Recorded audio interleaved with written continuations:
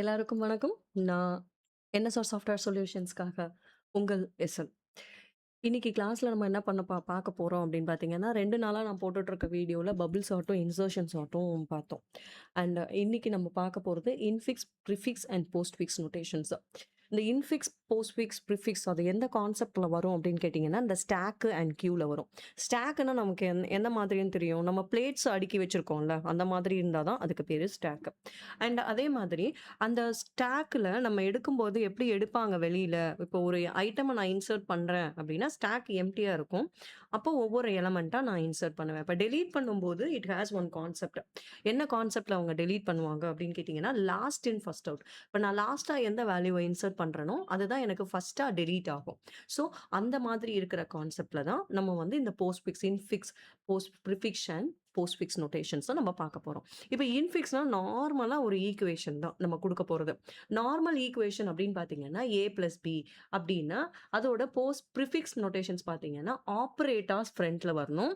அப்போ அது ஆப்பரண்ட் பின்னாடி வரணும். இதுதான் ப்ரிஃபிக்ஸோட நோட்டேஷன். நல்லா ஞாபகம் வச்சுக்கோங்க.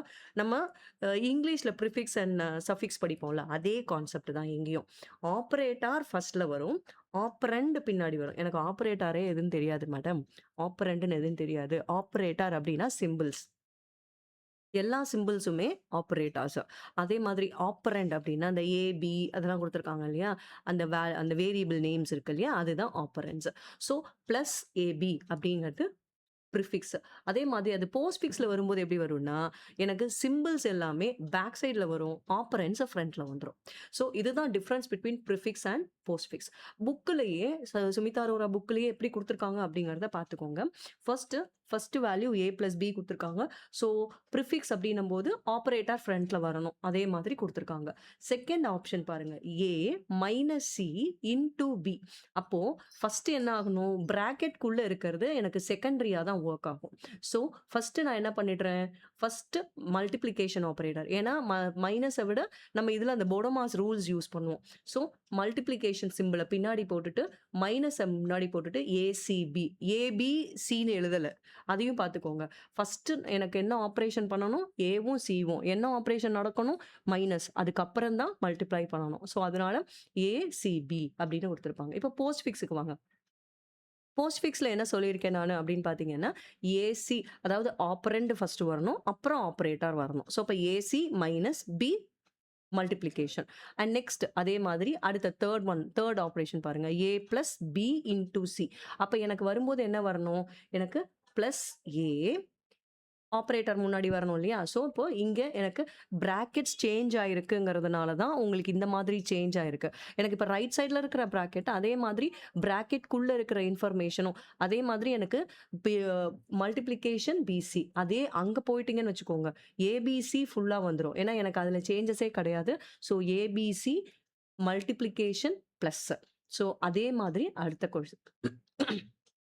அடுத்த இது பார்த்துக்கோங்க. நல்லா ஞாபகம் வச்சுக்கோங்க. அவங்க யூஸ் பண்ற எல்லாத்துலயுமே யூஸ் பண்ற ஒரே ஒரு சின்ன விஷயம் என்ன அப்படின்னு கேட்டீங்கன்னா, ஆப்பரேட்டர்ஸ முன்னாடியும், ஆப்பரண்ட்ஸ பின்னாடியும் கொண்டு வரது தான்.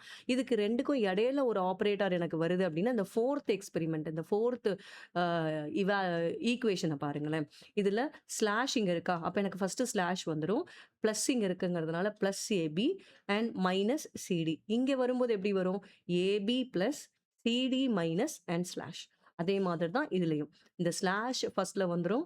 இதுல A plus plus A multiplication BC minus C multiplication DP.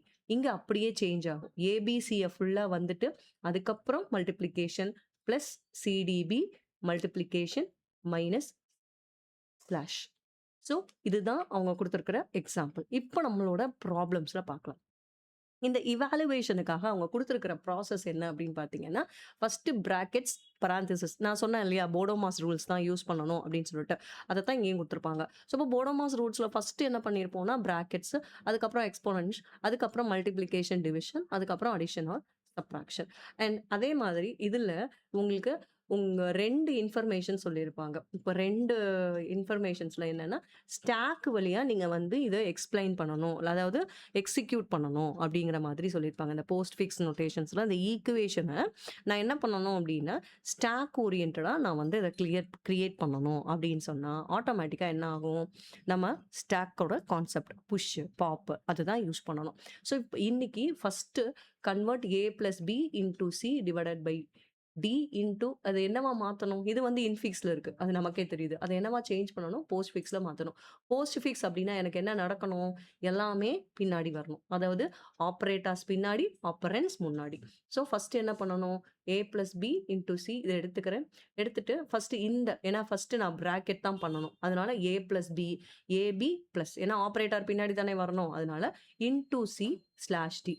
அப்போ AB பிளஸ் C இன்டூ இந்த Cய ஃப்ரண்ட்ல இங்க கொண்டு வந்துட்டு இந்த இன்டூவ இங்கிட்டு போடுறேன். அப்புறம் ஸ்லாஷ் D. இப்ப என்ன ஆகும் ஆட்டோமேட்டிக்கா D இங்க முன்னாடி வந்துரும். ஸ்லாஷ் பின்னாடி போயிடும். ஸோ இதுதான் ஆன்சர் இதுக்கு. ஸோ அதே மாதிரி அடுத்த எக்ஸாம்பிளையும் பார்ப்போம்.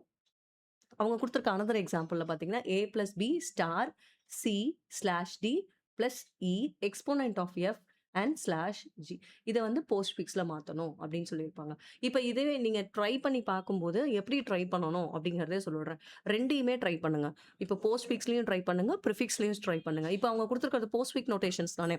இன்ஃபிக்ஸ்ல இருக்கிற 2யுமே ப்ரிஃபிக்ஸ் அண்ட் போஸ்ட் ஃபிக்ஸ் இது 2லயுமே நீங்க கன்வெர்ட் பண்ணிக்கிட்டீங்க அப்படின்னு சொன்னா, ஆட்டோமேட்டிக்கா எனக்கு என்ன நடக்கும் அப்படின்னு கேட்டீங்கன்னா, நம்ம பிராக்டிஸ் பண்ணிக்கலாம். ஸோ இப்போ இதுல குடுத்திருக்கிறத போஸ்ட் ஃபிக்ஸா சேஞ்ச் பண்ணணும். நமக்கு நல்லாவே தெரியும். அப்ப ஆன்சர் என்ன? AB plus C star D slash EF exponent plus G slash. கரெக்ட்டா? அவ்வளவுதான். ஸோ இதுதான் நமக்கு தேவையான இன்ஃபர்மேஷன்ஸ். ஸோ இந்த கொஸ்டின்ஸ் உங்களுக்கு எப்படி வேணாலும் கேட்கலாம். ஸோ இவாலுவேஷன்ஸோட ஆர்டர்ஸ அவங்க திருப்பி இன்னும் 2 எக்ஸாம்பிள்ஸ் குடுத்துருக்காங்க. You can try these by yourself. ஓகேவா? இந்த புக்ல இருக்கிற இன்ஃபர்மேஷன்ஸ வச்சு நான் உங்களுக்கு எக்ஸ்பிளைன் பண்ணியிருக்கேன். எனக்கு இதே மாதிரி எல்லா இன்ஃபர்மேஷன்ஸ்லயுமே இப்போ இன்னொரு பார்ட் என்ன இருக்குன்னா, நாட், ஆர் யூஸ் பண்ற மாதிரி இருக்கும். இப்போ நான் குடுத்துருக்கிறதுல வந்து போஸ்ட் ஃபிக்ஸ் ஃபார்ம் குடுத்துருக்காங்க. Postfix of the expression for the following. Postfix வந்து எனக்கு குடுக்கணும் அப்படின்னா, not or, not A, or, not B and not C இதுதான். ஸோ இப்போ ப்ரையாரிட்டி எதுக்கு குடுக்கணும்? Not and or. ஏன்னா இதெல்லாம் லாஜிக்கல் ஆப்பரேட்டர்ஸ். ஸோ இப்போ ஏ நாட் அப்படின்னா இங்கேயும் அதே தான் பண்ணியிருப்பாங்க. இது வந்து ஆப்பரேட்டர். நாட்டுங்கிறது ஆப்பரேட்டர். அப்போ எனக்கு போஸ்ட் ஃபிக்ஸ்ல என்ன வரணும்? ஆப்பரேட்டர் பேக் சைட்ல வரணும். So A not, or, B not and C not. இப்போ ஆர வந்து எங்க தூக்கி போடணும் நமக்கு? A not, B not, C not and or. அவ்வளவுதான்.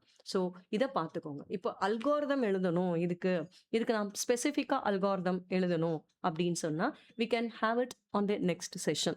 Thank you so much. If you are having any doubts, இதுல உங்களுக்கு ஏதாவது டவுட்ஸ் இருக்கு, இல்ல உங்களுக்கு புரியல அப்படின்னா, send me as a comment. I'll explain you later. Thank you. Thank you so much.